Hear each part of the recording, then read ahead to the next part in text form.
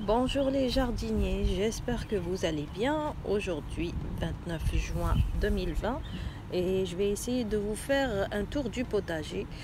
Il se pourrait que je vais le diviser en plusieurs parties parce que j'ai beaucoup de choses à vous montrer. Tout d'abord, je vais commencer par la fraiserie. Cette fraiserie qui pousse un peu comme à l'état sauvage. J'en ai eu quelques belles fraises, mais pas assez. Voilà, donc je cherche quelques-unes, une dizaine de fraises que je vais récolter aujourd'hui. Là, c'est un souci, c'est un grand souci. Là, je vais vous montrer la deuxième fraiserie. Rappelez-vous que j'ai structuré au début du printemps. Par contre, ici, j'en ai beaucoup de fraises. Voilà la différence entre celle que je laisse pousser sauvagement et celle-ci qui a été bien structurée. Voilà donc un beau résultat. Donc j'ai bien fait d'aménager cette fraiserie. Voilà, donc là sur le côté j'ai mis un plant de tomates Sacha, de la bourrache en fleurs. Voilà, donc les premières fleurs de bourrache qui apparaissent. Je passe rapidement de l'autre côté pour vous montrer le framboisier. Donc de loin on voit qu'il y a de belles grappes de framboises qui se forment, sauf qu'il y a un petit souci. Donc je crois que le framboisier est malade car les feuilles se dessèchent et j'ai déjà coupé deux grandes branches. Donc ce que j'ai fait, j'ai pris un rejeton et je l'ai replanté ailleurs en cas où il y a une possibilité de le perdre complètement. La planche des choux. Donc hier j'avais cuisiné notre premier chou cabu. Voilà, il forme de belles pommes. Donc juste avant ma vidéo, j'avais semé quelques haricots à écosser, les haricots romains. Donc c'est un sac que j'achète en épicerie dans le rayon des légumineuses qui coûte pas cher.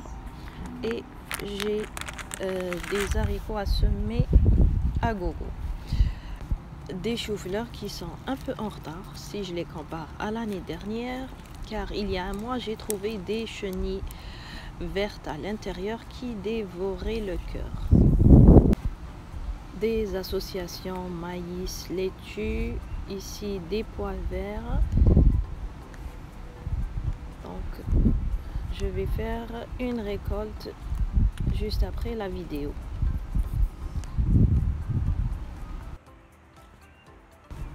Alors, cette année, je ne pense pas avoir une grande récolte d'haricots verts. Donc, c'est des haricots à rames que j'avais semés plein et voilà ce qu'il en reste, que des tiges. Et pourtant, je ramasse des cinquantaines de limaces chaque jour. Donc, je n'y comprends rien. Des associations de toutes sortes, maïs, navets, chou cabu, chou de Savoie, céleri, tout ça, ce sont de belles associations. Très agréable de voir les choux, on dirait des roses vertes. Des choux brocolis, choux frisés rouges, des fèves.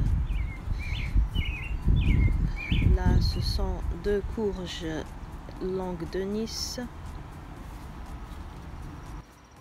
Un magnifique chou de Savoie. Donc, comme tous les autres, il s'est fait attaquer par les limaces, mais il tient bon. Là, c'est les petits pois rouges, enfin la cosse est rouge, mais les graines à l'intérieur sont vertes. Premier essai cette année. Le maïs, donc je trouve que les maïs ne sont pas assez grands et forment déjà leurs fruits. Et juste avant la vidéo, j'avais repiqué ces quelques choux de Pontoise, donc une variété tardive. Donc un essai pour voir si ça va aller jusqu'au bout. Des piments qui n'arrivent pas à aboutir à cause des attaques de limaces. Un joli chou rouge. Et voilà l'artichaut qui forme son premier fruit, un tout petit, donc des semis de cette année. Donc des laitues repiquées à l'instant aussi, céleri, des aubergines qui ne se retrouvent pas parmi tout ce mélange. Donc les plants d'aubergines qui sont restés petits. Là, ce sont des haricots à rames qui essayent de percer vers le haut malgré les attaques et que le meilleur gagne.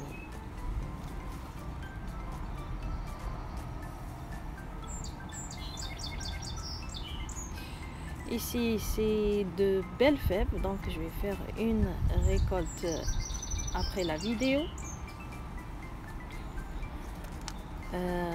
Là, ce sont des choux brocolis rouges.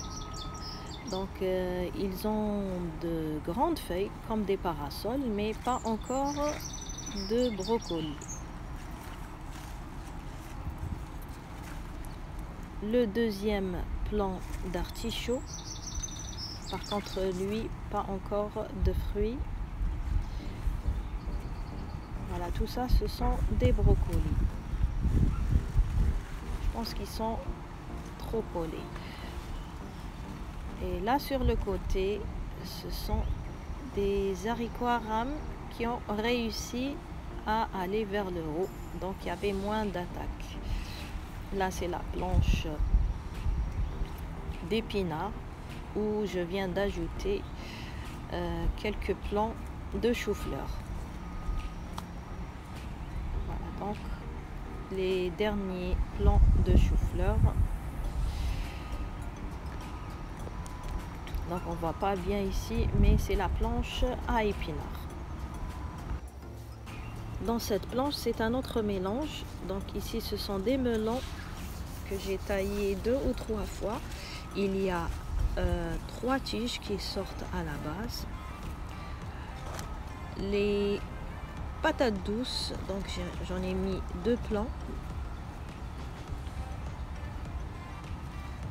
Voilà, ils sont beaux. Ça a l'air de bien se passer.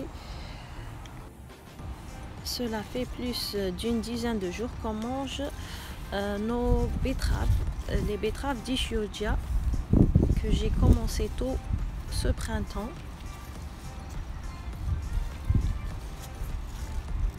Voilà, ils sont beaux. Là, je vais vous montrer, comme hier, on a mangé notre premier chou-cabu, donc pour appâter nos chères limaces, j'en ai placé ici. Et voilà, donc le piège a marché, donc j'ai juste à les récolter. Voilà, donc parce que elles sont trop petites à voir, et là avec le compost ça fonctionne. Ici aussi des patates douces récemment plantées, des courges, donc il y a quelque chose ici, je vais vous montrer. Donc avec cette betterave, donc il y a des fourmis qui l'attaquent, et aussi ça a pris une maladie, on dirait de l'oïdium, donc je vais l'enlever tout de suite.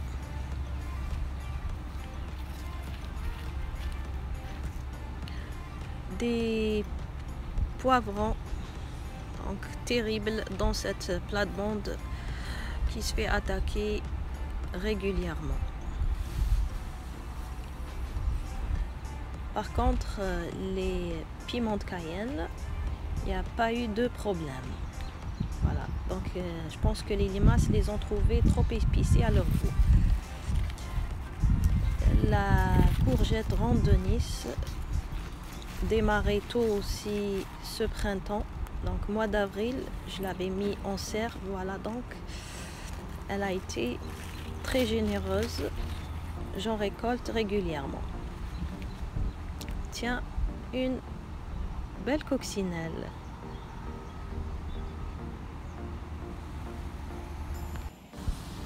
Chou frisé rouge et chou frisé régulier, donc qui s'y plaisent très bien sous l'absinthe. Un deuxième plan de courgettes. Voilà, donc pas de regret d'avoir commencé mes plans de courgettes mois d'avril. Donc dès qu'il y a de la place qui se libère, je repique quelques laitues, un plant d'aubergine, des plants de betterave tout petits, des poivrons, des carottes, des oignons, les plants de tomates de Sibérie. Donc je vais vous montrer, ça fait vraiment de grosses tomates. Donc la tomate sibérienne est vraiment super. Je suis en train de le constater. Voilà, je vais vous montrer. Ce sont d'énormes tomates. Donc pas de regret pour la tomate sibérienne. Voilà, elle doit peser dans les 200 grammes à peu près. Avant de finir, c'est pour le concours de Bruno, pour le défi pastèque. Voilà, donc c'est un plant de pastèque qui se porte bien. Il a une fleur mâle, mais pas encore des fleurs femelles. Il se porte bien. Un deuxième plant juste à côté, planté au même moment, mais lui, il est resté tout petit. Voilà, donc je vous laisse avec ces belles récoltes du 29 juin 2020. Et quant à moi, je vous dis bon jardinage et à bientôt. Ciao, ciao.